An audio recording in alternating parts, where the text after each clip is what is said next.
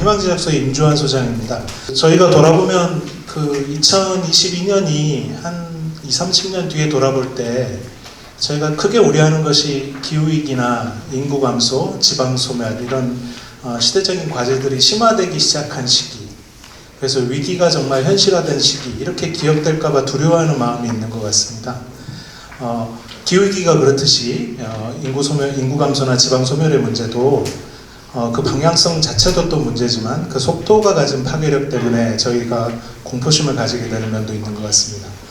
이제 이런 우리 시대의 문제에 대해서 우리 사회적 경제 조직들이 사실은 이제 대응을 해나가는 시대적 과제를 가지게 됐다, 이런 생각도 들고, 고향사랑 기부금이 그와 관련해서 굉장히 중요한 법제도적인 변화이기 때문에 우리가 이 법제도적인 변화 안에서 어떻게 역할을 찾아갈 것인가에 대해서 고민해보는 그런 시간이 될 것 같습니다.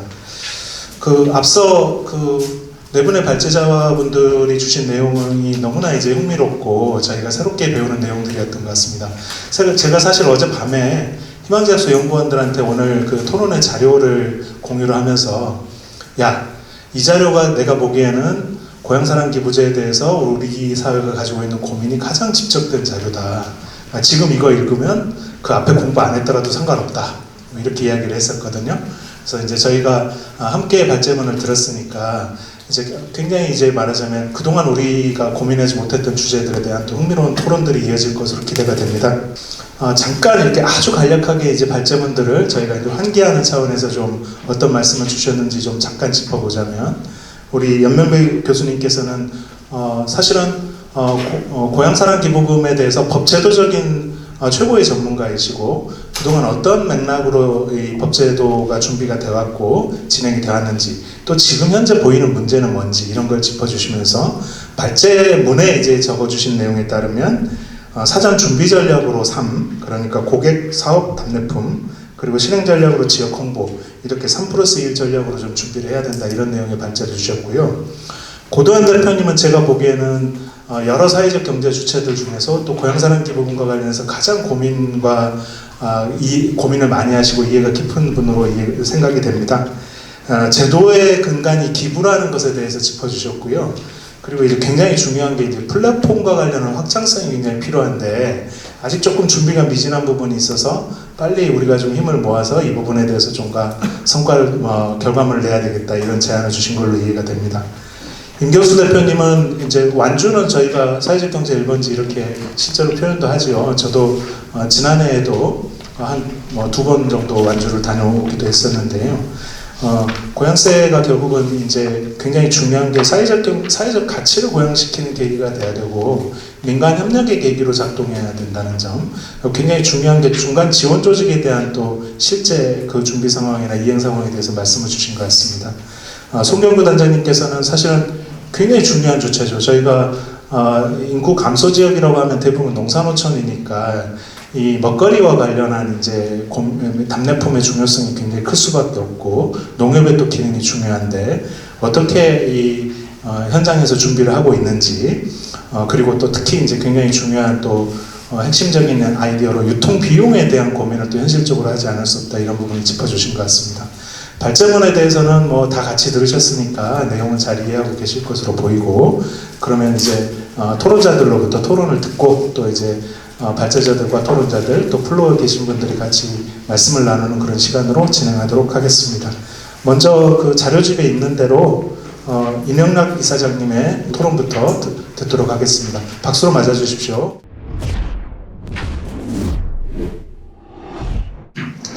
멀리서 와서 저를 먼저 시키시기 아닌가 하는 생각이 드는데요.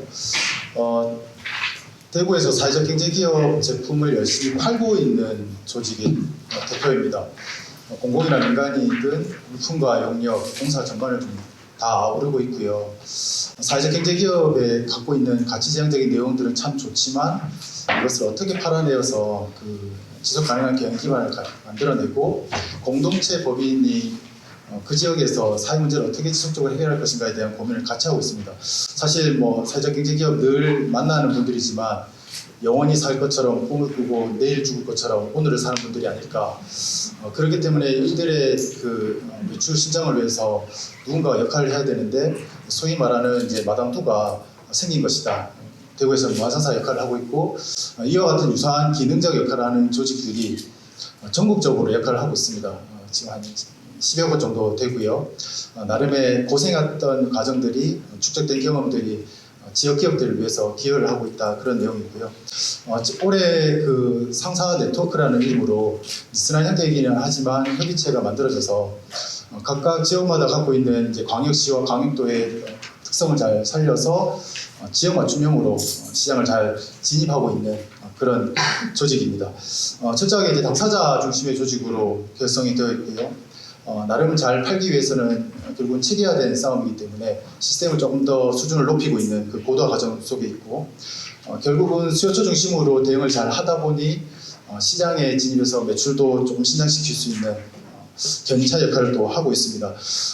그 고향사랑 기부제는 그냥 상거래 중심의 조직 입장에서는 굉장히 새로운 시장으로는 보입니다. 그러나 전국적으로 이 상사 조직들이 좀 잘 준비가 된다면 새로운 기회가 주어지는 것은 분명한데요. 저는 그 관점보다는 두 가지 정도의 토론 의견을 좀 드리려고 합니다. 지역마다 다니면 다 지역이 힘들다고 하고요.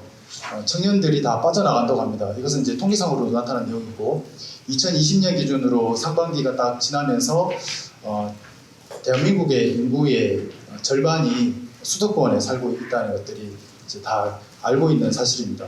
그렇게 했던 것이 통계로 다 확인된 것이고요. 수도권의 국토 면적 대비 그 면적은 12.6%로 알고 있는데 실제로 대구에도 인구 계속 빠진다고 해서 237만 명 기준이 또 무너졌고 제일 많이 빠진다고 하는 것은 또 부산이라고 하고 그러면 30대, 40대, 50대, 60대 중에 누가 많이 이동하느냐 봤을 때 20대가 압도적으로 높고 거의 95% 정도의 순유출을 나타낸다고 하니 지역을 살리기 위해서 결국은 이 고향사랑 기부제라는 것이 화두가 되는 것 같고 법제 기반은 만들어진 것 같은데 지금 정부에서 지역 주도의 균형 성장 발전을 얘기한다고 하면 그런 큰 기조에 맞물려서 기금이 잘 만들어지고 기금이 되도록 하는데 좀 주안점을 뒀으면 좋겠다는 생각을 합니다. 그러면 표현하자면 콩고물이 답례품 쪽에 지역의 기업들에게 좀 기회가 오지 않을까 이런 생각이고요. 청년들하고 이야기하면 저도 청년이긴 합니다만 제가 서울 와서 살 일은 없는데 모두가 인서울 해야 된다는 이야기를 해요. 우리나라에는 휴전선이 두 개가 있는데 하나는 비무장지대고 하나는 판교 라인이다. 아니면 제주 라인으로 봤을 때는 기흥을 내려가서는 안 된다. 이게 굉장히 이제 안타까운 이야기인 거죠.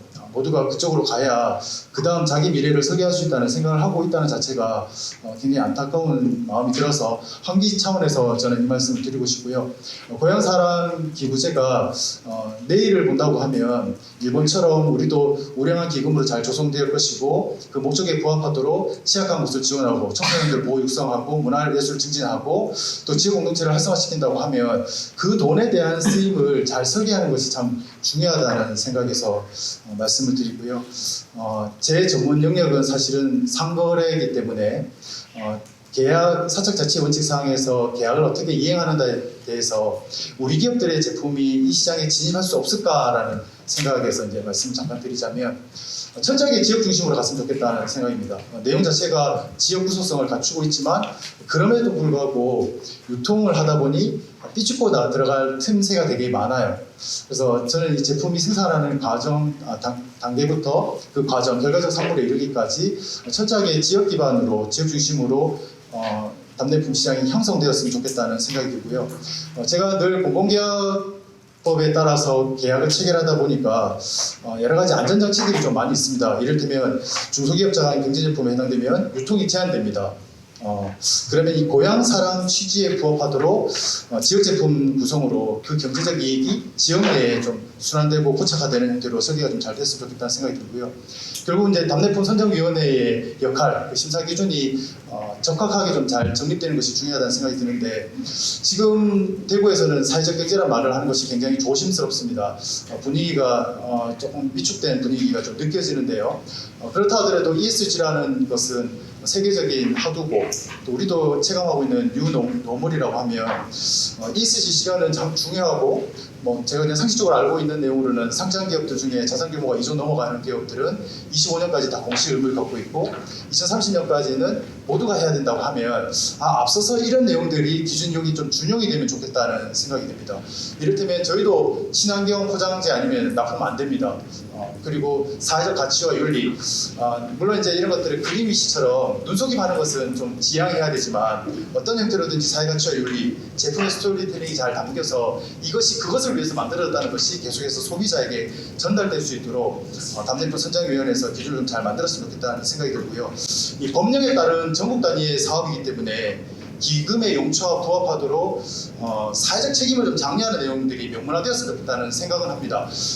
국가를 당사자로 하는 계약에 관한 법률이랑 자치단체를 당사자로 하는 계약에 관한 법률에는 사회적 책임을 장려하는 내용이 명시되어 있지 않습니다. 근데 16년도 1월달에 조달에 관한 법률에는 사회적 책임을 장려하도록 선언적으로 명시가 되어 있는데요. 고향사랑 기부제는 정말로 지역을 살리겠다는 그 취지가 분명하기 때문에 이런 사회적 책임을 장려하는 형태의 구매 행위가 이루어질 수 있도록 조금 기준이 만들어지면 어떨까 하는 생각이 들고요. 기부가 답례품으로 온다는 것 자체가 사실 정상적이지는 않은 것인데 통상적으로는 기부도 일종의 계약이긴 하지만 반대의 극부가 없는 목적에 따른 집행이거든요. 지급하는 것인데 여기는 이제 답례품을 제공하겠다고 했으니 기부 문화가 어떻게든지 확장될 수 있는 그런 문화를 조성하는데 아주 주요한 홍보 기능을 했으면 좋겠다는 생각이 듭니다. 그래야 기금이 많이 쌓이겠다는 생각이 들거든요. 천천히 가는 빠른 길, 사회적 경제는 느리지만 기록으로 봤을 때 결과적으로 우리가 여기까지 왔어라고 얘기를 한다면 천천히 가는 빠른 길로 비재무적 가치를 조금 더 많이 부각하는 형태로 내용을 좀 담아냈으면 좋겠다는 생각이 듭니다. 정리하면 저는 그 고향에 잘 가지 않습니다. 이 고향에 대한 체감하는 것이 부모님 세대하고 좀 다른 것 같고요. 고향 없는 사람은 없지만 고향에 대한 향수가 계속 옅어지고 있다는 이런 생각이 드는데 고향 사랑을 얘기합니다. 결국 이제 지역에 대한 좀 넓은 관점에서의 지역 사랑을 얘기하는 것이 아닌가 하는데요. 고향도 좀 주목해야 될 것 같고 기부도 중요하다고 하면 이 사회 연대 경제를 뒷받침하기 위해서 우리 사회의 잉여가 이윤 추구가 아닌 다양한 목적으로 어떻게 쓰이는가를 좀 증명할 수 있는, 설명할 수 있는 좋은 모델이 되었으면 좋겠다는 생각에 저희는 현장에서 기회가 오면 충실하게 역할을 담당하겠습니다. 이상 토론을 마치겠습니다. 고맙습니다. 저는 대전에서 왔고요. 민들레 의료복지 사회적협동조합에서 이사로 활동을 하고 있고 현재 근무는 그 대전내에 있는 대덕구 공동체지원센터에서 사무국장으로 일을 하고 있습니다. 제가 이제 토론을 이렇게 받았을 때 제가 하고 있는 영역이 공동체 활동이나 그다음에 지역사회 돌봄이나 아니면 의료, 건강 이런 쪽의 활동을 하고 있다 보니까 이 부분에서의 이 고향사랑 기부제의 기금을 활용하는 것들이 어떤 것들을 할 수 있을지에 대한 얘기를 중심으로 저는 좀 정리를 해봤고요. 네. 크게 두 가지 정도 있을 것 같습니다. 지금 접점은 계속 말씀하셨던 것처럼 답례품이라고 하는 것들이 이제 사회적 경제와의 접점의 하나가 맞닿아 있고요. 두 번째는 이제 고향사랑 기금인데 실제로 그게 지역에서 쓰이는 이제 사용처로서의 이제 접점이 있는 것 같습니다. 저는 여기에서 이제 사용처를 중심으로 좀 고민을 해봤고요. 나와 있는 것처럼 이제 지역 주민의 문화예술 복원 등의 증진이나 뭐 시민참여, 공동체 활성화 지원 이렇게 되어 있는데 실제로 이 기금이 쓰인다고 하면 이제 마을에서에 있는 여러 가지 공동체나 지역 주민들의 역량이 강화되는 것들에 써야 되지 않을까라고 하는 게 제 고민이고요. 특히나 이게 돌봄 영역에서 뭔가 이제 역할을 하게 되면 돌봄 영역이라는 것 자체가 다양한 여러 분야와 연결이 되어 있기 때문에 실제로 좀 시너지가 나지 않을까라고 생각을 하고 있습니다. 그리고 이게 이제 뒤에도 제가 상상하는 건강돌봄과 고향사랑 기금의 만남을 좀 상상한 그림이 있긴 한데 실제로 이제 공동체 활동부터 쭉 이어져서 이후에 이제 사회적 경제로까지 이어지는 기존의 사회적 경제들이 역할하는 것도 중요하지만 마을에서의 약간 틈새가 있는 부분들을 아까 이제 여러 가지 뭐 사회 문제 해결이라고 표현하시기도 했지만 이제 그런 것들을 자금자금하게 지금 실현하는 것들을 하면서 사회적 경제로 나아가는 것들까지도 좀 같이 고민해봤으면 좋겠다라고 생각을 했고요. 그래서 돌봄 분야를 제가 선택을 해서 좀 고민을 해봤습니다.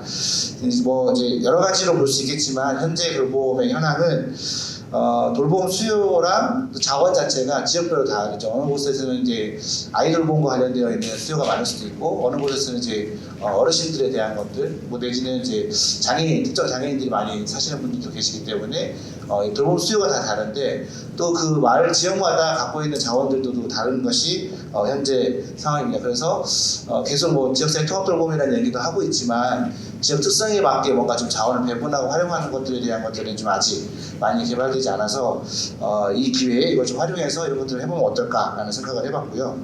두 번째는 비슷한 얘기지만, 지역 내 이제 돌봄 수요와 자원도 좀 불균형하다고 하는데, 특히나 이제 저희가 이제 고향사랑 기부제 얘기 나오면서 가장 많이 나오는 게 뭐 지역 소멸 얘기가 나오는데, 특히나 이제 인구 소멸 지역 같은 경우에 돌봄을 할 수 있는 인력 자체가 없어서 흔히들 얘기하는 돌봄 소멸이라고도 얘기를 많이 하고 계십니다.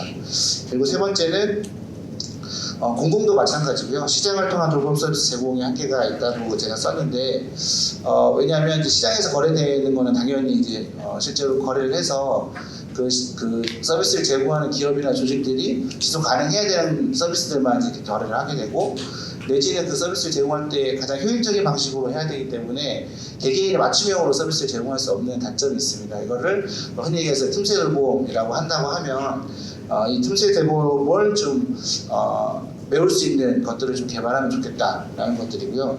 두 번째는 이제 예방 돌봄이라고 제가 가로 안에 쓴 거는 대부분은 사후의 문제를 대신 보완해주는 방식으로 이제 여러 가지 돌봄 서비스를 제공하다 보니까 사전에 예방하는 프로그램들이 없는데, 만약에 이제 고향사랑 기부금을 활용해서 지역에서 건강활동을 한다고 하면 예방과 관련되어 있는 것들을 좀 뭔가 실험해볼 수 있으면 좋겠다라는 생각을 해봤습니다.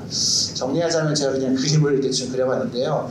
어쨌든 이제 지역의 이제 사회적 경제가 활성화되는 것들을 또 포함해서 주민이 주민을 돕는 이제 뭐 돌봄을 좀 이렇게 만들어보는 기금을 이제 실험 비용으로 좀 활용할 수 있으면 좋겠다라고 생각을 했고요.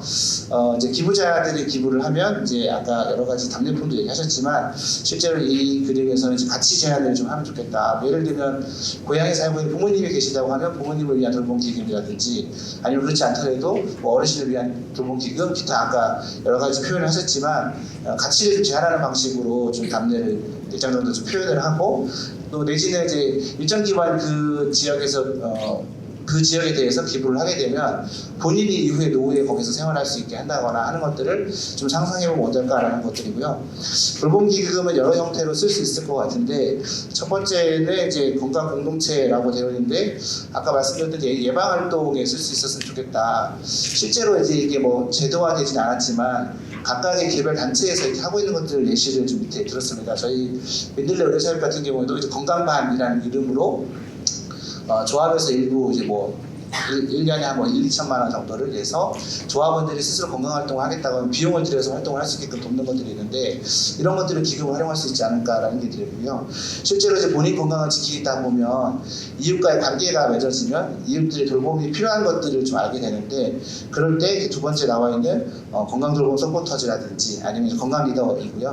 건강돌봄 서포터즈는 이제 전주의료사업이라는 곳에서 작년까지 시범 사업을 하고 올해는 이제 전국으로 확대되고 있는데, 예를 들면 이제 뭐 의사나 전문의들이 돌봄이 필요하신 분들이 방문해서 돌봄 계획을 세우면 의사가 매번 방문하기 어려우니까 그 중에 일부, 그러니까 일주일에 한 번 의사가 방문하면 그 나머지 시간들은 일정 정도의 교육을 받은 이제 주민들이 그분의 돌봄 활동을 한다거나, 내지는 의사가 세운 돌봄 계획에 따라서 여러 가지 프로그램을 진행하는 방식입니다. 그래서 앞부분에서 이 본인들 건강을 지키면서 관계를 만들었다면, 두 번째는 지역에 있는 분들의 돌봄 활동을 돕는 일들을 좀 해보면 좋겠다라는 것들이고요. 세 번째는 이제 이런 것들이 좀 인프라로 좀 만들어져서 동네별로 뭐 어느 정도 이제 규모가 되면 마을별로 이제 마을 건강 돌봄 센터 이렇게 해서 거점을 가지고 마을의 건강 자원들도 좀 이제 모집을 하고, 실제로 필요한 여러 가지 뭐 주간보호 시설이나 내지는 마을 부엌이나 이런 것들 통해서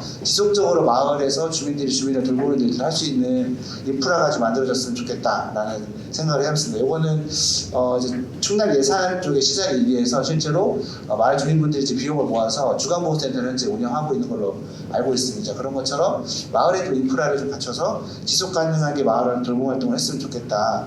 이 과정에서 사실 마을에 필요한 뭐 예를 들면 영양이 필요하다고 하면 요리 잘하시는 분들이 실제로 요리를 제공하다가 나중에 사회적 경제 기업으로 발전할 수도 있기 때문에 이런 공동체를 기반으로 해서 사회적 경제로 나아가는 방식으로 돌봄을 주제로 좀 이렇게 기금이 사용되면 어떨까라는 상상을 해봤습니다.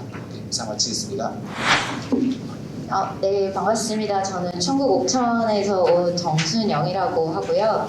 제가 한겨레 신문사를 한 12년 정도 많이 오는 것 같아요. 제가 예전에 옥천에 있는 지역신문에서 일을 할 때 송건호 선생님이 조남을 따서 송건호 언론학교라는 걸 지역의 어린이 청소년들하고 운영을 했었는데 그 청암 홀 그 후에 주인공이신 송건호 선생님께서 옥천 출신이십니다. 그래서 아이들하고 언론학교를 진행하면서 이렇게 훌륭하신 분이 옥천 분이시란다 하면 아이들이 그 신문사는 어디 있어요? 이렇게 항상 물어봐서 그때 막 버스를 빌려가지고 여기도 구경하고 그때 한겨레 신문사에서 굉장히 배려를 해주셔가지고 그 윤전기를 저희가 직접 봤습니다. 그 들어가가지고 그때 아이들이 막 되게 재밌게 그 견학을 하고 벌써 대학생이 됐으니 되게 새삼스럽다라는 생각을 했고요. 제가 이렇게 유난히 얘기를 하는 이유는 제가 사실 오늘 포럼을 이제 서울에서 한다는 얘기를 듣고 제가 서울에서 열리는 행사를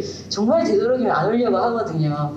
오는 게 너무 힘들기도 하고 이 짧은 시간에 가서 지역의 이야기를 해서 이게 얼마나 전달이 될까 항상 그런 약간 고민이 있는데 또 한편으로는 굉장히 또 얄팍한 마음에 이런 데 가서 옥천을 한 번 더 얘기하면 옥천에 기부를 해주시지 않을까 정말 이런 마음감이 좋지 않은 생각을 가지고 네 굉장히 오랜만에 서울에 왔습니다. 저도 서울에 올 일이 거의 없어가지고 오랜만에 왔고요. 네 토론문 저는 사실 말씀을 드리겠지만 옥천이 고향사랑 기부제와 관련한 준비 정도가 그렇게 빠른 편이 아니기 때문에 지역에서 지금 이렇게 하고 있습니다라고 말씀드릴 만한 거는 없고 그래서 이제 발제문이나 그 사례를 보면서 제가 좀 느낀 점, 옥천에 비추어 봤을 때 좀 드는 고민들 이런 걸 좀 중심으로 저는 말씀을 드리려고 하고요.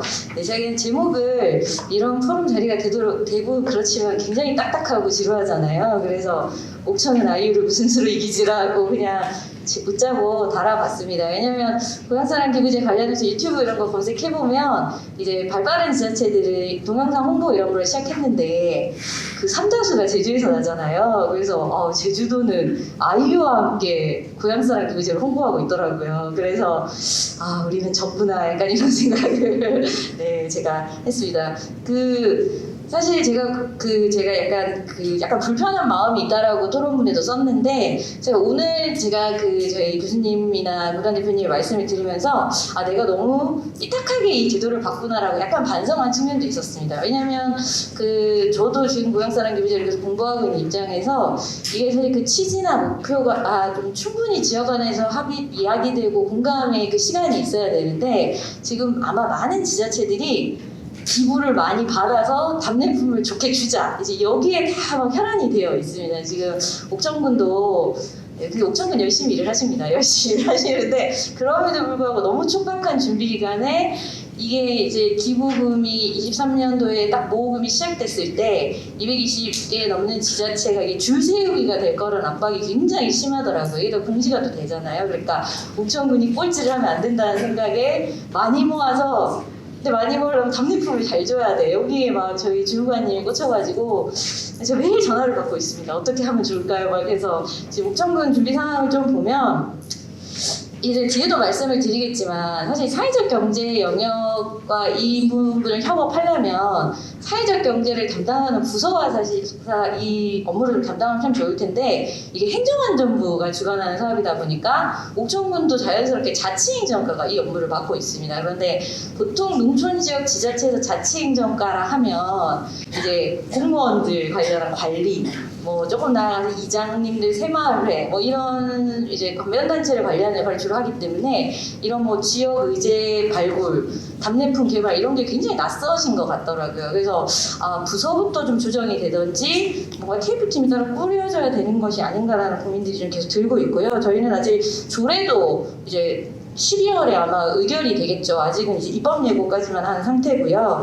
11월에 이제 답례품 선정위원회 구성은 완료가 되었습니다. 그리고 지금 어제까지 답례품 공급 업체 모집이 있었거든요. 근데 이제 농촌 지역의 사회적 경제 조직이라고 다 이름을 달고 있지만 굉장히 영세하고 상근자가 없는 조직도 있거든요. 그래서 제가 어제까지 현장 지원을 했던 것은 이 답례품 공급업체 참가 신청 서류를 같이 만드는 거, 이런 걸 어떻게 만들어야 되냐 해본 적이 없다고 해서 제가 지역에 이제 마을기업이나 협동조합들하고 서류를 일단 막 급하게 만들어서 어제까지 접수를 했고요. 아마 12월에 조례가 의결되고 답례품 업체 선정이 되면 뭐 옥천도 당연히 1월부터 바로 모금이 시작될 것 같습니다. 뭐 여느 지자체처럼 행정이 다 일단은 총괄하고 다른 지역은 어떻게 하는지 모르겠는데 저희는 사실 처음에는 약간 그 기부한 사람이 요런 답례품 주세요 하면 요걸 이렇게 모아서 배송해주는 역할을 누군가가 할 거라고 생각을 했거든요.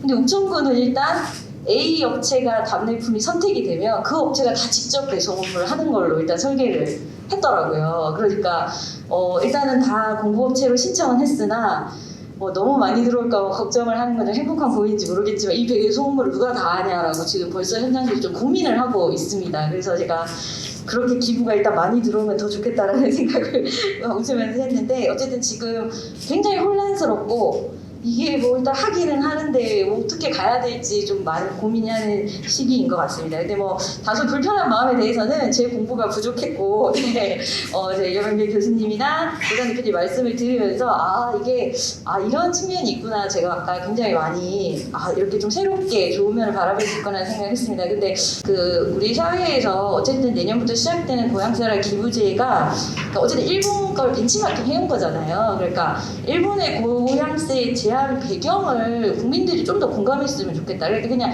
기부하면 답례품이다 이렇게 되는 게 아니고 아까 발제에서도 말씀을 하셨지만 사실 요즘은 근데 뭐 수도권 태생들이 워낙 많으니까 이것도 좀 공감도가 떨어질지 모르겠지만 대부분의 아이들이 자라나서 특히 지역에서 태어난 아이가 고등학교를 졸업할 때까지 굉장히 많은 어떤 혜택을 사실 받는 건 사실이거든요. 실제로 옥천이 이제 대전이나 청주와 같은 대도시와 가깝기 때문에 귀농귀촌하는 젊은 부모들이 꽤 있는데 되게 깜짝 놀래요. 정말 이렇게 한 푼도 들지 않고 아이들에게 정말 모든 무상교육 혜택들을 지원을 하는구나라는 걸 보고 진짜 되게 놀랍다는 얘기를 많이 하거든요. 그러니까 그 정도로 지역에서 젊은 층을 붙잡고 지역의 아이들을 키우기 위해서 정말 많은 어떤 지자체 차원의 사업들을 하는데 사실 대학을 가고 취업을 하고 수도권 도시로 나가버리면 고향은 잊혀지고 어쨌든 그 아이들을 기르기 위해서 지역에 쏟았던 애정이나 노력은 다 없어지는 게 되는 거잖아요. 그러니까 저는 그 일본의 고향세 제한 배경이라는 것이 이렇게 너희를 길러준 고향에 대한 고마움에 대한 답례 이런 것들이 조금 더 한국 사회에서도 더 얘기가 좀 됐으면 좋겠다. 그런 점이 있다는 것을 국민들이 좀 많이 공감했으면 좋겠다라는 생각이 듭니다. 그냥 막연히 지역이 소멸될 것 같대, 겁나 가난하대, 그러니까 기부 좀 해주자 이런 관점은 받으면서도 굉장히 불편할 수 있다. 네, 그런 것들을 좀 호소를 드리고 싶다는 생각이 들었고 사실 실행 초반에 이제 일본은 뭐 작년 수치가 8천억이 넘어가고 막 이렇게 하면서 이제 지역의 경제를 활성화하고 지역 경제 파급 효과가 되게 크다라고 이제 얘기를 하는데 당장은 그게 어느 정도일지 사실 전혀 가늠은 안 되고 있습니다. 이게 완주처럼 준비를 잘하고 있는 지역도 아까 우리 임경수 이사님 말씀 들어보니까 내년 목표 모금액이 1억 정도 이제 될 거라고 하거든요. 그러니까 생각보다 제가 자료들을 찾아보니까 첫 해부터 이렇게 했을 때는 그렇게 기부금이 많이 모일 거라고 다들 생각을 안 하더라고요. 그러면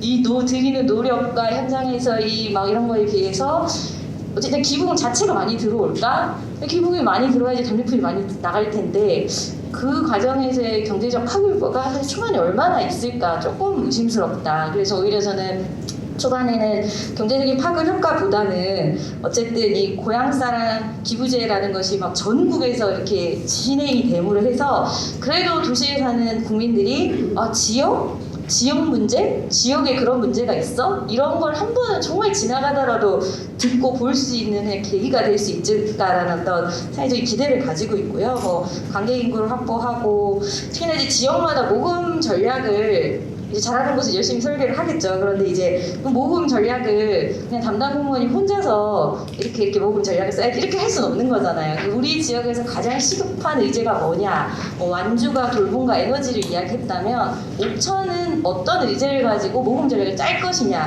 이 민간의 합의가 필요한 거거든요.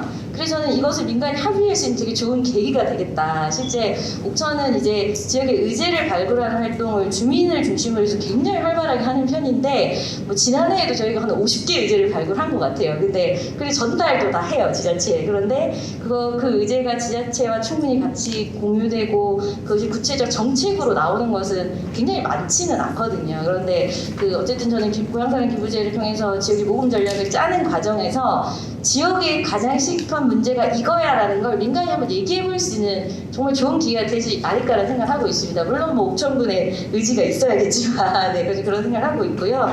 사회적 경제 조직이 고향사랑 기부제를 통해서 와, 우리 사경 조직이 지역에서 이런 일을 할 수 있었어? 라는 역할을 재확인받는 저는 좋은 기회가 될 거라 생각하고 있습니다. 뭐 1차적으로는 사경 조직이 열심히 답례품을 만들어서 공급하려고 할 테고, 그리고 사회적 경제 조직이 대부분이 지역사회 문제 해결의 어떤 사명을 가지고 있기 때문에 사경 조직이 만들어내는 지역 의제들이 굉장히 많거든요. 그래서 그 의제를 발굴해서 의제 해결을 실제 해보는 실행 조직으로서의 또 도약도 있을 수 있을 것 같고요. 더 나아가서는 저는 아무리 생각해도 이건 정말 행정이 직접 할 수 없는 영역이라는 생각이 듭니다. 그래서 저는 옥천의 사회적 경제 조직들이 뭐 네트워크나 컨소시엄을 통해서 이 고향사랑 기부제를 전체적으로 기획하고 운영하는 플랫폼으로서 우리가 역할을 할 수 있지 않을까, 충분히 그렇게 할 수 있을 것 같다라는 생각이 듭니다. 그래서 사실 저는 결국은 고향사랑 기부제는 지역의 사회적 경제 주체들이 얼마나 역량과 네트워크를 가지고 있느냐, 그리고 그 네트워크가 민간끼리 조차고 하는 게 아니고 관과 얼마나 협력할 수 있는 힘을 가지고 있느냐, 그러니까 이게 뭔가 협업할 수 있는 민간의 힘이 있느냐가 결국 이 고향사랑 기부제 실행과 성패를 가늠하는 게 될 것 같고요. 그러니까 농촌 지역 사회적 경제 1번지라고 하는 완주군이 제일 잘하잖아요. 그러니까 저는 이게 정말 고향사랑 기부제는 지역 현장, 사회적 경제 현장 조직의 역량과 네트워크에 모든 게 거의 달려 있을 거라고 생각을 합니다. 그래서 근데 이제 저는 아마 많은 농촌 지역들이 옥천도 좀 그러지 않을까 싶은데, 일단은 지역 농협을 통한 답례품 공급이 굉장히 줄을 이루게 될 거예요. 왜냐하면 그 정도로 답례품을 구성하고 배송할 수 있는 역량이 대부분의 농촌은 거의 농협밖에 아직은 없다고 저는 보거든요. 그래서 저는 순창군의 농협, 군 단위 농협과 단위 농협들이 이렇게 연합해서 고향사랑 기부제에 적극적으로 이렇게 개입해 주시는 건 되게 고마운 일이라고 생각하는데, 약간 제가 우려가 되는 면들은 이렇게 지역의 농축협을 통해서 답례품 조달이 아주 수월하게 이루어질 경우에는 이게 그냥 대세의 방식이 돼버릴 수 있다는 거죠. 굳이 다른 사경 조직 조직하지 않아도 농협이 다 잘하는데 굳이 다른 조직을 우리가 만들어라는 게 될 수 있다. 그래서 농협이 중심을 잡아주시되 굉장히 다양한 영역에서 사회적 경제 조직들이 이 시장에 진입할 수 있도록 농협이 좀 이끌어주시면 좋겠다라는 생각이 들고요.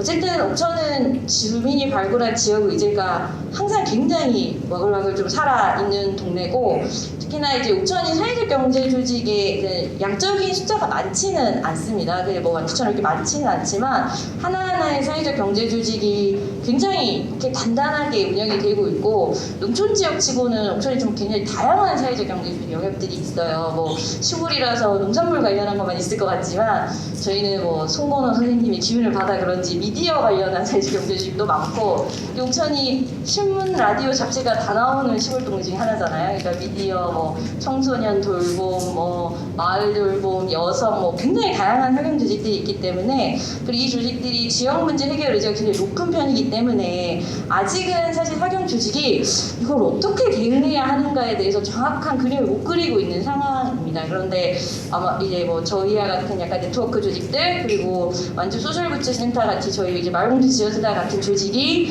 사경 조직들과 함께 우리가 좀 주도적으로 이거를 좀 나서보자, 그리고 옥천군에 오히려 역으로 우리의 역할을 제안하자라고 나서면 아마 옥천에서 재밌는 이 기부제와 관련한 사례들이 만들어질 수 있지 않을까, 빠르게 그런 기대들을 좀 가지고 있습니다. 특히나 제가 몸담고 있는 전 순환경제 공동체 같은 경우에는 뭐 지역에서는 이제 지역 공동체 주축 조직이다라는 스스로의 어떤 사명을 실현하려고 이렇게 고민을 하고 있는데 그 아까 그 구단 대표님께서 사과의 사례로 말씀하신 그 CSO 조직을 통한 모금 전략 실행이 굉장히 관심이 있더라고요. 그래서 이게 뭐 아직 법적으로나 뭐로나 이제 쉽게 할 수 없는 상황이라고 해도 어쨌든 지역에서는 그러니까 옥천은 되게 재밌게 답례품에 대한 이런 건 아직 별로 준비가 안 돼 있는데 모금 전략을 한번 주민들한테 기획해봐라. 그리고 뭔가 옥천군만의 뭐 온오프라인 플랫폼을 한번 만들어봐라. 그러면 굉장히 영향을 발휘할 사회 조직들이 좀 있을 것 같습니다. 그래서 답례품은 일단 농협이 좀 기대더라도 뭐 그런 재밌는 모금 프로젝트를 꾸리고 이것을 굉장히 민간이 주도하는 창의적인 방식으로 플랫폼을 운영하는 것 그런 것들 옥천이 좀 앞장서서 한번 해봤으면 좋겠다라는 생각이 들고요. 제가 뭐 시작할 때도 말씀드렸지만 사실 농촌으로 대표되는 지역이 이렇게 살기가 힘들어진 게 사실 농촌 사람들의 잘못은 아닌 거잖아요. 그러니까 한국 사회가 굉장히 고도로 산업화되는 과정에서 지역의 인적자, 물적자는 다 빨려 올라간 거거든요. 그래서 지금 지역이 이렇게 힘들어진 측면이 있다라는 것에 공감을 하신다면 저는 기부라는 이름을 붙이고 있지만 이것을 연대하는 돈이다라고 생각하시는 사회적 경제가 저희도 뭐 사회적 경제 조직 현장에서만은 이 돈은 연대의 돈이다, 연대하는 어떤 우리의 참여다, 뭐 이런 것들을 좀 다시 한번 생각해봐 주셨으면 좋겠다는 생각이 들고요. 네, 제가 이제 한 가지 좀 질문을 드리고 싶은 거는 그 이제 대답은 뭐 발제는 누가 해주셔도 좋은데 그 일본의 경우도 그러니까 지금 신문에서 또 되게 많이 얘기를 하는 게 야 우리끼리 경쟁하기도 힘든데 광역은 왜 모금을 하는 거야? 나 이 얘기를 하고 있어요. 그러니까 충청북도는 광역으로서 11개 시군의 고향사랑 기부제를 지원해주는 역할만 하면 안 될까? 왜 충청북도까지 기부금을 걷겠다고 이렇게 나서냐?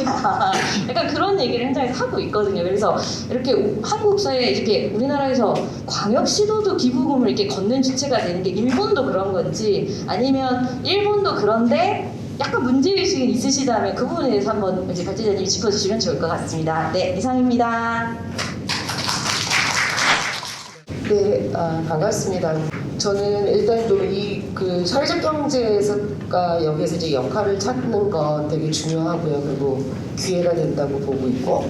근데 이제 그게 될래도 기부제 자체가 되게 활성화돼야 되잖아요. 좀 그런 측면에서 좀 환경 마련이라고 하는 점에서 좀 말씀을 좀 드리고 싶습니다. 사실 제가 이제 고향 기부제, 그 고향사랑 기부제는 되게 좀 들은 지 꽤 됐는데 이렇게 상세하게 내용을 좀 몰랐었어요. 이제 그럴 때는 너무너무 온갖 상상이 다 되는 거죠. 너무 재밌고 뭐 이런 것도 가능하지 않을까? 뭐 그리고 저뿐만이 아니라 뭐 시민사회 뭐 마을 활동하시는 분들 다 김치국 마시고 막 그랬었어요. 근데 정작 이것 때문에 법률도 보고 내용을 좀 보면서는 퀘션 마크가 사실은 좀 아직까지는 좀 많고 이게 이제 컨텐츠보다는 시스템 중심으로 좀 갈 수밖에 없는, 물론 법에서 보여줄 수 있는 게 이제 그렇기는 하지만 좀 그런 게 좀 많이 좀 드러나더라고요. 그래서 좀 재미있고 역동적이기보다는 이게 좀 정착되는데 좀 시간이 좀 필요하겠다 이런 생각이 좀 들었습니다. 그래서 저는 그때 이제 막 그 즐겁게 모든 사람들이 김칫국을 마셨던 순간을 좀 생각해 보면서 의견을 좀 몇 가지 좀 내보려고 하는데요. 좀 답례품 문제인데요. 하나는 지금 사회적 경제 측면에서 봤을 때 문제의식은 그겁니다. 다양한 답례품을 우리가 만들 수 있겠냐. 특히 이제 인구 소멸로 위기를 겪고 있는 지역의 대부분은 사회적 경제 기업들이 많지도 않고요. 그 다음에 이제 분야도 특정되어 있습니다. 그래서 답례품의 다양성을 좀 확보할 수 없다라는 거. 이제 이런 좀 고민이 하나 있는 거고요. 그리고 두 번째는 그 순천농협 사례를 보더라도 제품으로 답례를 했을 때는 유통비용 때문에 배보다 배꼽이 더 큰 상황이 만들어질 것 같다라는 거예요. 그리고 결과적으로 그 다음에 이게 이제 아무래도 그 문제를 해소하려다 보면 소액 기부가 외면당하거나 침체될 가능성들, 그래서 조금 이렇게 취지를 못 살릴 수 있겠다라는 생각이 좀 들더라고요. 그래서 이거에 대한 좀 제안으로 이제 좀 서비스 상품들에 관한 문제인데요. 뭐 다른 거는 다 말씀들이 나왔으니까 이거는 이제 이용자 관점에서 봤을 때는 중장년이라든가 청년들이 귀촌 동기를 좀 가질 수 있도록 좀 이렇게 유인할 수 있는 그런 답례품이 있었으면 좋겠다라는 생각이 듭니다. 그래서 하나는 대상 지역을 방문할 수 있도록 기차라든가 고속버스 이런 이제 교통권으로 이제 좀 그 전환될 수 있는 뭐 이제 이런 것들이 있었으면 좋겠고요. 두 번째는 그 지역 관람 상품권, 그 축제 이런 거 말고요. 그래서 좀 사회적 경제 투어라든가 아니면 좀 그 이렇게 좀 넓은 의미의 좀 지역 마을들을 좀 투어할 수 있고 그리고 이제 거기에 이제 시설들, 마을 호텔이라든가 프로그램들을 좀 연결하면서 경제 활동까지 좀 체험해 볼 수 있는 그래서 좀 그런 좀 그 것들이 좀 제공이 좀 되면 좋겠고요. 이거가 되려면 우선 돼야 되는 게 지자체에서의 사회적 경제 어떻게 활성화할 건가 이 계획하고 좀 연동이 좀 되면 좋을 것 같습니다. 그리고 두 번째는 가족 합산 포인트 같은 거를 좀 쓰면 기부는 한 사람이 특정되어 있지만 답례팜을 활용할 수 있는 사람들이 더 넓어지면 지역에 대한 관심자들이 많아진다고 생각을 하거든요. 이제 그렇게 해서 포인트라는 것들을 해보는 거. 그리고 두 번째는 미래 세대들이 제2의 고향을 가질 수 있도록 아동, 청소년, 청년들이 이렇게 좀 장기적으로 포인트를 좀 축적해서 결국엔 그 지역에 가지고 좀 이렇게 활동할 때 좀 연결할 수 있는 방식으로 좀 장기적 관점에서 좀 만들면 좋겠다. 뭐 당연히 뭐 포인트 기부를 통해서 3자에게 제공하는 것도 가능하고요. 그래서 좀 답례품을 좀 다른 관점에서 좀 접근해봤으면 좋겠다는 제안이고요. 두 번째는 이제 그 장기적으로는 좀 이중 주민 등록제 같은 거를 좀 상상을 좀 해봤습니다. 그래서 이제 경제활동 인구 유입 효과를 내는 방식인 거죠. 완전한 귀촌이 아니더라도. 그래서 이제 이거의 문제의식은 기부금만으로 이 인구 감소 지역의 근본적인 문제를 해결할 수 없다라는 거고요. 그리고 두 번째는 귀촌이 생각보다 쉽지 않다라는 거예요. 그래서 특히 이제 귀촌이 결단을 해야 되는 거더라고요. 근데 그게 아니라 오히려 이 고향기부제를 통해 가지고 내가 삶이 조금 더 이렇게 혜택이라고 하는 패러다임으로 바뀌게 되면 지역을 접근하는 게 훨씬 더 편해지지 않을까라고 하는 의식입니다. 그래서 제안하는 거는 일단 대상 지역은 행안부에서 89곳 인구 감소 지역을 좀 우선적으로 대상으로 해가지고요. 여기에 지속적으로 기부하는 사람들에게 경제활동 인센티브를 좀 제공해 줬으면 좋겠다. 그래서 일주일에 우리가 이제 주 4일제도 얘기가 되고 있으니까 반 정도는 그 지역에 내가 주소지를 두고 경제활동을 하거나 창업 인큐베이팅 과정들을 밟을 수 있는 이런 것들이 있었으면 좋겠고요. 그 다음에 숙소 문제들은 자기가 이렇게 정착을 완전히 한 게 아니기 때문에 마을 숙소 이런 것들 이제 공유시설들을 활용을 하거나 이렇게 되려면 노동 시간이 아무래도 유연화돼야 되겠죠. 그래서 좀 이런 것들하고 그 다음에 그 경제활동에 따른 좀 지방세 감면 혜택 같은 것들이 좀 같이 이루어지는 게 어떨까라는 생각이고요. 그리고 이제 두 번째는 장기적으로는 아예 이중 주민 등록제, 뭐 아까 앞서서는 거주제 같은 거 있잖아요. 그러니까 제가 두 군데 살고 있는 거죠. 그래서 이제 근데 이제 이거는 선거권 문제하고 지방세 세제 문제가 같이 개편돼야 될 거라고 보는데 실제로 인구가 정말 분산될 수 있을까라고 하는 거에 대해서 저는 잘 모르겠어요. 근데 오히려 인구를 공유하는 방식으로 가버리면 좀 과도적인 방법은 되지 않을까라는 생각이 좀 들었습니다. 그리고 세 번째 기타 의견인데요. 기부자 이용 편의하고 선택권을 좀 높였으면 좋겠다라는 거예요. 아까 제가 이 법을 봤을 때 이 기부제의 컨텐츠보다는 시스템 중심일 수밖에 없는 이걸로만 지금 보여주고 있는데요. 거기 별지를 제가 한번 봤더니만 기부금 기탁서를 이렇게 종이로 되어 있잖아요. 거기에 보면 이렇게 쭉 열거되어 있고 되게 작은 글씨로 주민등록 제가 이제 여기 이제 지역이 중요하잖아요. 이걸 이제 확인을 받아야 되는 거예요. 이걸 이제 시스템으로 옮겨놨기 때문에 고향사랑 이음이라고 하는 시스템으로 옮겨놨을 때 결국은 인증 방식이 강화될 수밖에 없어가지고 민간 기부할 때 되게 전화 한 통으로 끝낼 문제를 이게 어려움이 있겠다. 그래서 이게 정말 활성화될 수 있을까? 그러니까 활성화는 되겠지만 되게 이렇게 불편한 문제를 자꾸 이제 걸리는 거예요.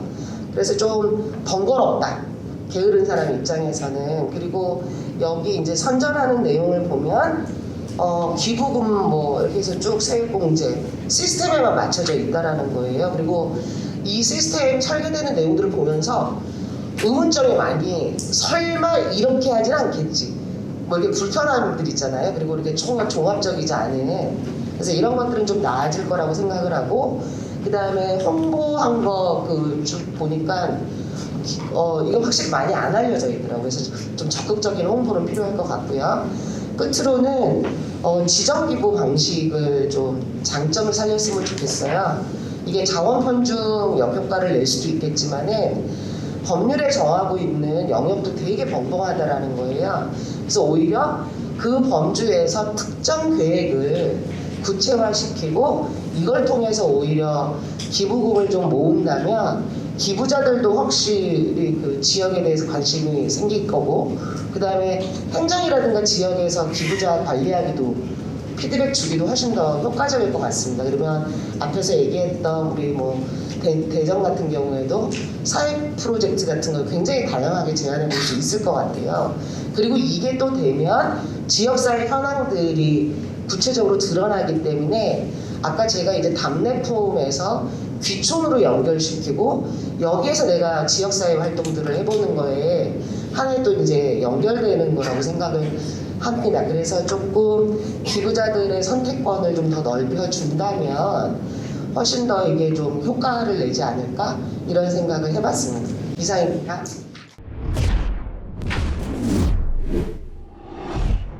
예, 질문 사항이 상당히 많고 그래서 일일이 답변을 드리려면 시간이 많이 걸릴 것 같은데요. 하여튼 한 두세 가지만 요약해서 제가 말씀을 드리려고 합니다. 첫 번째는 이 주도권을 누가 갖고 있느냐, 이 제도에 칼자루를 지자체가 갖고 있습니다. 자꾸 이제 그게 자꾸 혼돈이 돼서 뭐 이거 해달라 저거 해달라 이런 제도 만들어 달라 저 제도 만들어 달라 그 요구를 하시는데 그 요구할 필요 없이 그냥 하면 돼요. 그 지자체가 판단해가지고 이게 우리 지자체에 도움이 된다면 그러니까 이 칼자루를 내가 쥐고 있다 이거를 이제 항상 인식을 하실 필요가 있을 것 같고요. 또 조금 걱정이 지금 이제 몇 개 지자체에서 이제 우리는 뭐 이런 거 만들고 있다 저런 거 만들고 있다 하는데 결국 그 얘기는 제가 보기에는 그 기부자들이 그 지역에 기부를 하려고 일단 마음 먹은 다음에 무슨 선물을 줄까 이거를 생각하는 것 같아요. 그거 아니거든요. 그러니까 예를 들어 내가 기부를 하고 싶은데 이 지역에다 기부를 할까 저 지역에다 기부를 할까 이거를 망설이는 사람한테 우리 지역으로 오세요. 그럼 이걸 주겠습니다. 이렇게 얘기를 해야 되는데 비슷비슷해요. 지금 뭐 제공하는 건 뭐 어린이들 뭐 교육도 시켜야 되고 뭐 답례품도 뭐 딸기도 있고 뭐 하고 뭐 다른 지역은 없나요? 다 똑같잖아요. 사정이. 그러면 왜 그 기부금이 우리 지역에 와야만 되는가? 이거를 좀 심각하게 생각을 해야 되는데 그것까지 심각하게 생각이 안 되고 이게 오면은 우리가 이렇게 하고 저렇게 하겠다는 수준에서 자꾸 얘기를 하니까 이게 어느 정도 단계를 지금 넘어가지 못하는 게 아닌가 이런 생각이 들었고요. 이 제도가 지금 지자체들이 굉장히 기대를 많이 하고 있으면 저는 너무 과도한 기대를 하면 안 되겠다. 지금 그 인센티브가 그렇게 많지가 않아요. 사실 10만 원까지는 뭐 그냥 돌려주지만 그거 넘는 거에 대해서는 그러니까 10만 원 내봤자 각 지자체에서 243개 지자체 내봤자 뭐 얼마씩 거두겠어요. 사실은 그러니까 굉장히 기대를 하고 만약 이 제도가 들어오면 갑자기 막 세수가 폭증을 하고 들어오는 게 뭐 이렇게 할 거라고 다들 기대를 하고 쌍수를 들어서 지금 환영을 하는 지역들이 많이 있습니다. 근데 너무 기대를 하는 거는 오히려 나중에 실망이 되지 않을까. 근데 일본의 경우는 지금 다 풀었거든요. 그러니까 사실은 우리처럼 처음에 그 제도가 나올 때는 지역 균형 발전 그게 목표가 있었습니다. 이 기부금을 통해서 이 세수가 열악한 지역의 세수를 주고, 근데 가만히 보니까 그걸 달성할 수 있는 방법이 없는 거예요. 왜냐하면 돈을 내는 사람은 그냥 개인이 내는 거잖아요. 기부금을 내는데 내가 원하는 지역에 내는 거지 꼭 뭐 재정이 열악한 지역에 내가 꼭 내야 될 의무는 없죠. 세금이 아니기 때문에. 그러니까 굳이 그 재정이 열악한 지역으로 내 돈이 간다는 보장이 없는 거예요. 그러니까 목적과 수단이 같지를 않았던 거예요. 그래서 일본은 이 제도가 들어오기 직전에 그 제도, 이 목적을 없애버렸어요. 그러니까 지역 간 균형 발전을 이루겠다는 제도를 없애버렸는데, 그러면 이제 뭐 어떻게, 그러니까 이 개인들이 뭐 그런 거 신경을 안 쓰고 이제 자기한테 좋은 답례품을 주는 지역으로 막 가게 됐죠. 근데 그렇게만 됐었으면 또 다른 그 불균형 문제가 생겼겠죠. 이 답례품을, 좋은 답례품을 많이 제공하는 지역으로 돈이 몰려가고 좋은 답례품이 없는 지역은 뭐 한 푼도 안 들어오니까 또 다른 불균형이 생겼을 가능성이 있는데, 결과적으로 10여 년을 하다 보니까 지금 통계를 제가 재작년에 이 논문을 낸 게 있었는데, 이 결과적으로 보니까 이게 지역 이 형평화 쪽으로 가고 있더라. 그러니까 지역이 열악한 지역으로 돈이 가고 있더라고. 왜 갔는가? 그냥 이 기부자들이 저 지역 열악하니까 내가 더 줘야 되겠다, 이게 해서 간 거 아니에요. 그 90% 이상의 노력은 지자체가 한 겁니다. 재정이 열악한 지자체는 길을 쓰고 가서 뭐 이런저런 방법을 해가지고 기부자들로부터 이 기부금을 끌어오려고 노력을 했기 때문에 그런 지역으로 간 건데, 지금 뭐 가만히 앉아서 그냥 저절로 이 제도가 되면 우리 지역으로 돈이 쏟아져 들어오겠거니, 절대로 아니거든요, 사실은. 그러니까 아까도 말씀드렸지만 칼자루는 우리가 갖고 있고 책임도 우리가 진다. 각 지자체가 이런 생각을 하고 움직여야 됩니다. 그렇지 않고는 결국 나중에 또 다른 형태의 부익부, 이익빈 형태가 생기게 되고, 아까 이제 우리 이영석 과장님께서도 말씀하셨지만, 사실은 저는 개인적으로는 이 지방 소멸 문제를 이걸로 해결할 수 있을까 상당히 퀘스천 마크입니다. 사실 그동안에 뭐 요인이 많잖아요. 왜 이 시골을 떠나서 서울로 가겠어요? 뭐 여러 가지, 제가 보기엔 큰 요인 중에 세 가지가 있습니다. 하나가 자녀 교육, 하나 또 두 번째가 의료 시설, 그 다음에 뭐 이 주거납지 문화 시설. 이게 지방에 있으면 내려올 수도 있어요. 근데 지금 그게 열악하니까 할 수 없이 다들 이제 서울로 가는데, 이 돈 몇 푼 줘가지고 돌아올 것인가, 이게 상당히 저는 의문스럽습니다. 그러니까 이제 이 사람을 오게 만들기는 쉽지가 않을지 몰라도, 아까 이제 이 과장님 말씀하셨던 대로 생활 인구 이거로 들락날락거리기에는 최소한 그렇게만 만들어주면 그래도 뭐 저쪽 가 있는 것보다 좀 낫지 않겠나. 근데 그걸 위해서는 저는 과장님께 두 가지니까, 어차피 행정안전부 소관이라고 생각하는데 좀 파격적인 그 제도예요. 복수 주민등록 제도. 그러니까 서울에 사는 사람이 저 또 지방 시골에 또 주민등록을 동시에 가질 수 있도록 만드는 거.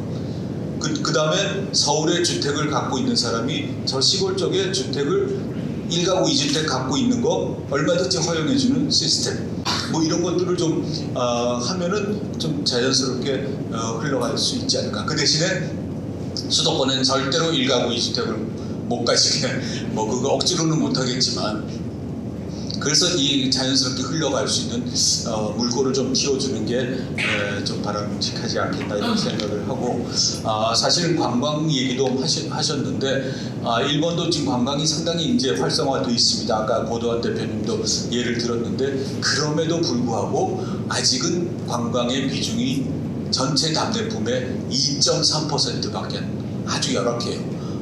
거의 대부분은 이제 물질적인 답례품이죠.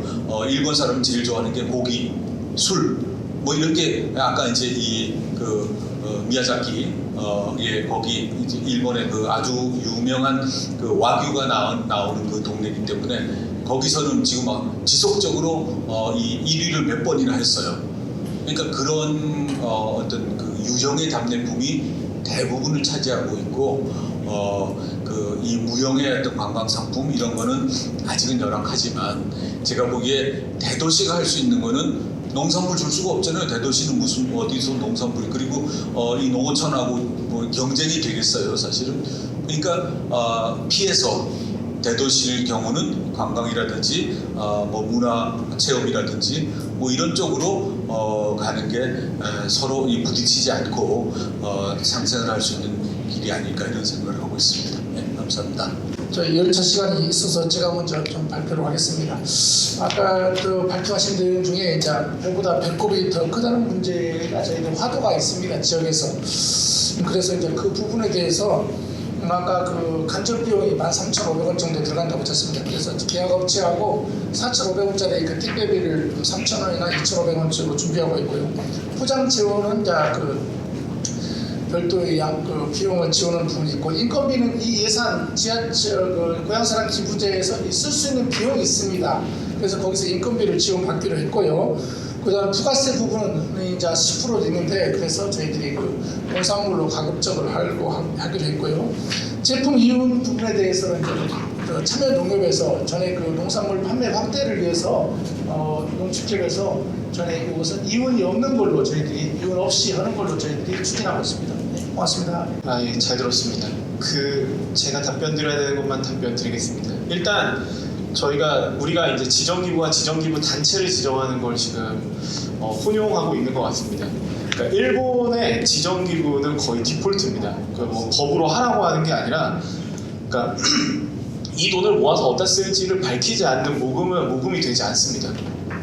그러니까 답례품의 과다 경쟁을 얘기하시는데, 답례품이 아니라 그 나의 답례품을 선택한 지자체의 정보와 지자체가 이 돈을 어디에 쓸지에 대해서 충실하게 정보가 담겨있는 것들을 중심으로 모금되는 경향성이 있다는 걸 말씀드리고 싶고, 지정기구 단체를 지정하는 이 광역은 사가현, 도토리현, 그리고 오카야마기 지금 입법을 예고하고 있는 상태이고, 기초지자체 전체적으로 봤을 때 한 3분의 1 정도가 다양한 방식의 조례를 지정해서 운용하는 걸로 보입니다. 지금 상태에서 보면.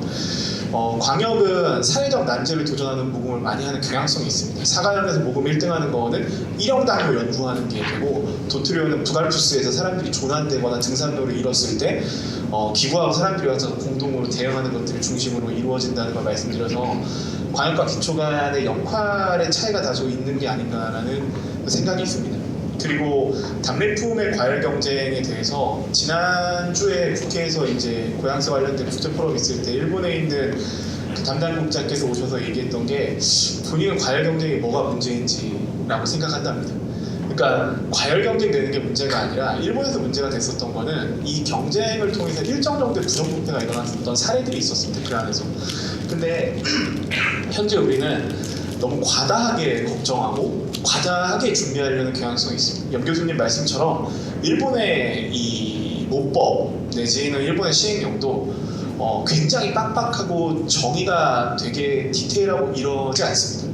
기본적으로는 지자체가 스스로 정의하고 자치와 공공 관점에서 스스로의 리스크를 짊어지면서 이것들을 달려드는 경향성이 있기 때문에 그런 것들에 대해서 주목하시면 될 것 같고, 답례품에 대해서 이제 이 생각을 좀 확장시켜 드리자면, 제가 최근에 그냥 재밌게 봤었던 답례품이 쿠로베라는 시가 있는데, 이 시는 김연경처럼 유명한 배구 선수가 있는 지역입니다. 그러니까 이 선수한테 리시브를 받는 걸 답례품권으로 주는데 분기에 이제 그 지역에서 1등을 하게 됩니다.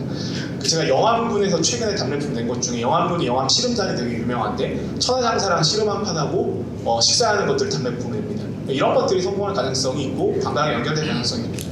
벌초권을 많이 내는데 한국에 알려진 것과 다르게 벌초권은 일본에서 실패한 답례품입니다. 이유는 묘가 어딘지 찾기 어렵고, 묘가 어딘지 찾기 어렵습니다. 이상입니다. 네, 사회적 경제와 연계 가능성에 대해서 몇 가지 팁을 드리자면, 지자체가 물품을 선정하고 업체를 선정하는 방식으로 가면 사회적 경제가 접근하기 어렵습니다. 대부분 물품을 선정하면 특산물 위주로 선정합니다. 그러니까 물품과 조직을 융합시켜서 선정하는 방식으로 가셔야 됩니다. 그래서 저희 완주는 두 가지를 같이 심사하는 방식으로 가서 그 심사 기준에 사회적 경제 조직이 우선권을 가질 수 있도록 만드셔야 됩니다. 그게 조례에 들어갈 수도 있고요. 또는 답례품 선정 기준에, 완주에는 조례에 넣지는 않았지만 선정 기준에 사회적 경제 조직으로서 인증을 받았을 경우 가산점을 주는 걸로 그렇게 만들어져 있습니다. 이 준비를 하셔야 사회적 경제 조직이 답례품에 접근하실 수 있습니다. 기부금과 관련해서도 사실은 돈이 직접적으로 기부금을 활용할 수 있는 사회적 경제 조직한테 갈 수가 없습니다. 기금이 만들어졌다는 얘기는 지자체 예산으로 잡히는 겁니다. 그런데 목적이 명확한 예산이 되는 거죠. 그러다 보니 그것을 사회적 경제 조직이 활용하려고 그러면 그 예산 항목을 민간 보조금으로 잡으셔야 됩니다. 그러니까 내년 예산에 내년의 기부금을 쓰시려면 민간 보조금 예산으로 잡혀 있어야 된다는 거죠. 두 번째는 만약에 그거를 아까 고단 대표가 얘기하는 대로 지정에 의한 기부금처럼 쓰시려면 그 단체가 신청에 의한 예산 편성을 신청해야 됩니다. 우리 단체가, 우리 조직이 이런 사업으로 뭔가 사업을 할 테니 지방 보조금을 편성해달라 라고 요청하셔야 된다는 겁니다. 사실 그 절차도 또 되게 복잡하기 때문에 완주군은 그걸 중간지원 조직이 대행하도록 지금 만들어 놓은 겁니다. 그러니까 이런 준비가 되어 있어야 이건 행정적인 어떤 절차이기 때문에 여러분들이 접근하시려면 지자체와 이런 얘기들을 조금 하셔야 될 것 같고요. 마지막으로 그냥 오늘 이야기할 건 아닌데요. 지방소멸과 관련해서 저는 지방소멸이 경제정책인가요? 산업정책인가요? 이건 사회정책이잖아요. 근데 왜 경쟁력을 들이댈까요? 전 그 부분에서 정말 이 모순을 어떻게 해결해야 될까요? 경쟁하다가 다 뒤처졌는데 또다시 경쟁하라고 하나요? 인구도 사실은요, 전국의 인구가 줄고 있는데 지방이 어떻게 인구를 늘릴까요? 이 지방 소멸에 있어서 사실은 각 지자체가 자신들이 기본적인 사회를 운영할 수 있는 적정 인구를 설정해야 됩니다. 무조건 늘리는 게 아니고요. 그게 설정되고 그거에 맞게끔 나머지 정책들이 돌아가야 되는데 지금 모두 다 확장적인 도시계획을 하고 있잖아요. 모든 시군에 있는 인구를 합치면 우리나라 인구 4-5배는 될 겁니다. 저는 관객 인구도 똑같다고 생각합니다. 이중 등록제 저 똑같이 갈 거라고 생각합니다. 주민등록제 이중으로 하면 우리나라 인구의 2배, 심지어는 10배가 될 수도 있겠죠. 왜? 지자체는 숫자가 중요하니까요. 이 제도를 쓰려면 이 정책의 가치가 무엇인지 정확하게 저는 짚어야 된다고 생각하고요. 그 정책의 가치가 고향사랑 기부제랑 연결되어 있기 때문에 저희도 계속 사회적 가치를 얘기하고 있는 겁니다. 이건 분명한 사회정책입니다. 경제정책 아니고요. 산업정책 아니고요. 지자체의 경쟁력을 갖기 위해서 이 정책 쓰는 거 아니고요. 기본적인 지역사회가 사회적인 시스템을 갖추기 위해서 이 비용이 쓰여져야 되는 거죠. 저는 그렇게 생각합니다. 이 부분에 대해서는 행안부 측과 좀 심도 있는 논쟁을 좀 벌였으면 좋겠습니다. 고향 사람 대부분과 관련해서 우리 사회에서 가장 고민을 많이 하시고 또 현장에서 앞서서 대응하시는 분들의 여러 이야기를 들을 수 있었던 것 같고요. 또 관련해서 토론회가 끝난 이후에라도 조금 이렇게 개별적으로 또 소통을 하시면 좋겠다 이런 생각이 들었고요. 이상 마치도록 하겠습니다.